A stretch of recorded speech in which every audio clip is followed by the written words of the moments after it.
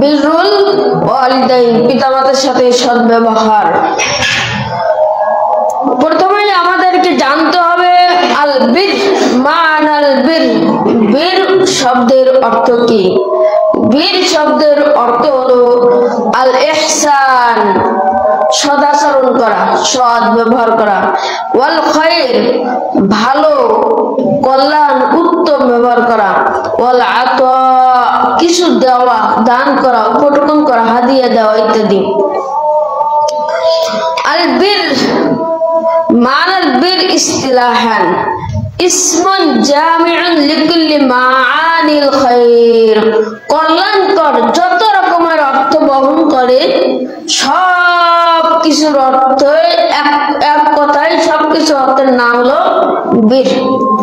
কল্যাণকর, ভালো, উত্তম, সদাচরণ, ভালো আচরণ, এই সমস্ত যত রকমের ভালো আচরণ, ভালো ব্যবহারের অর্থ বহন করে, সবকিছুর নামই হলো বীর।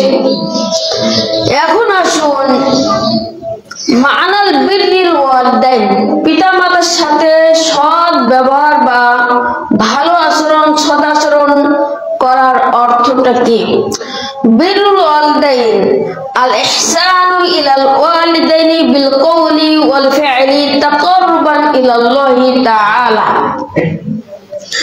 বিররুল ওয়ালিদাইন এর অর্থ হলো আল ইহসানু ইলাল ওয়ালিদাইন, পিতামাতার সাথে সদাচরণ করা, পিতামাতার সাথে সৎ ব্যবহার করা, বিল কওলি ওয়াল ফি'লি, কথা দিয়ে হোক, কাজের দ্বারা হোক, কথা দিয়ে সুন্দরভাবে বিনয় দেখানো, সুন্দরভাবে নমনীয় কথা বলা, কর্কশ কথা না বলা। তাকাররুবান ইলাল্লাহি তাআলা, যেই কাজ বা কথার দ্বারা আল্লাহর নৈকট্য হাসিল করা যায়, সেই কাজগুলোকেই বিররুল ওয়ালিদাইন বলা হয়। পিতামাতার সঙ্গে সৎ ব্যবহারের জন্য মহান আল্লাহ রাব্বুল আলামিন আদেশ করেছেন, ওসিয়ত করেছেন। পিতামাতার প্রতি সৎ আচরণ করতে হবে, ভালো আচরণ করতে হবে। তাদের মাধ্যমে আমরা দুনিয়ার মুখ দেখতে পেরেছি, তাদের মাধ্যমে আমরা দুনিয়াতে এসেছি। ওই পিতামাতার সাথে সৎ আচরণ করতে হবে।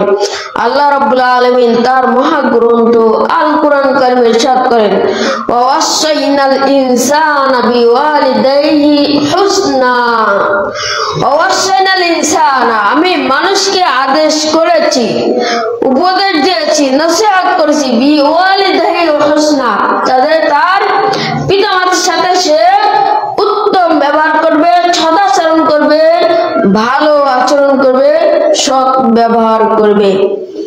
আল্লাহ রাব্বুল আলামিন পিতামাতার সাথে সৎ ব্যবহারের প্রতি আরো ওসিয়ত করেছেন। আল্লাহ রাব্বুল আলামিন বলেছেন, ওয়াসাইনাল ইনসানা বিওয়ালিদাইহি হামালাতহু উম্মুহু ওয়াহনান আলা ওয়াহনিন ওয়াফিসালুহু ফি আমাইনি আনিশকুর লি ওয়া লিওয়ালিদাইক ইলাইয়াল মাসির।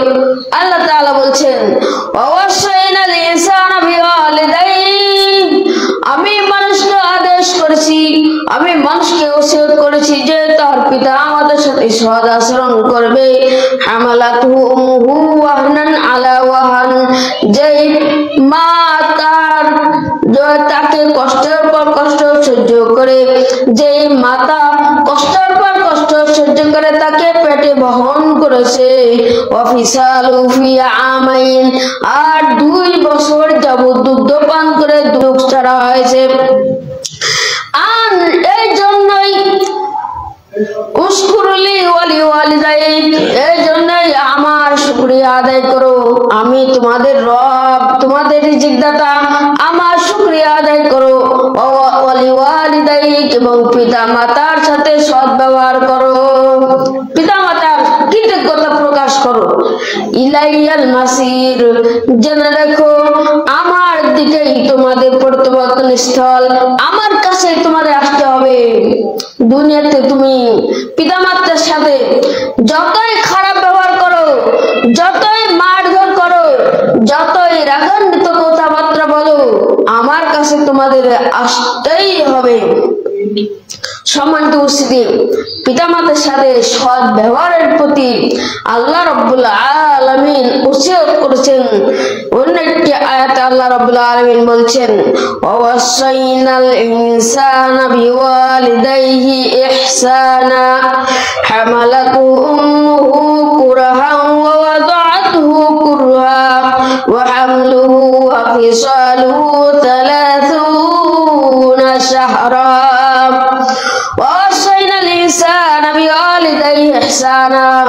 আমি আল্লাহ মানুষকে আদেশ দিয়েছি যে সে তার পিতামাতার সাথে সৎ ব্যবহার করবে, সদাচরণ করবে।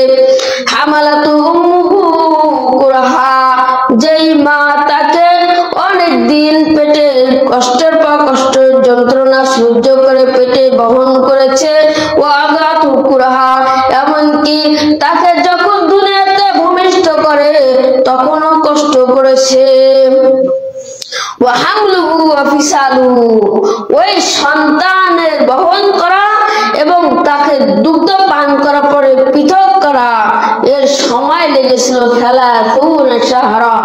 30 মাস।